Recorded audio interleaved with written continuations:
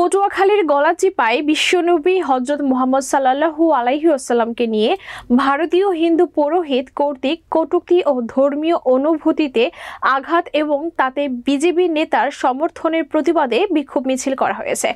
গলাচিপা প্রতিনিধি শপথ দাসের প্রতিবেদনে দেখুন বিস্তারিত।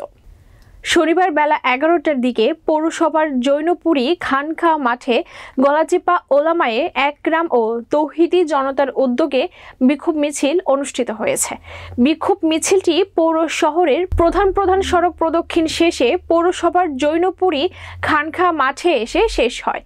উপজেলা ইমাম পরিষদের সভাপতি হাফেজ মাওলানা হুমায়ুনের নেতৃত্বে হাফেজ মাওলানা আব্দুল কাইয়ুম, মুফতি হেদায়েত উল্লাহ, মুফতি মাসুম আবদুল্লাহর উপস্থিতিতে বিক্ষোভ মিছিল করা হয়।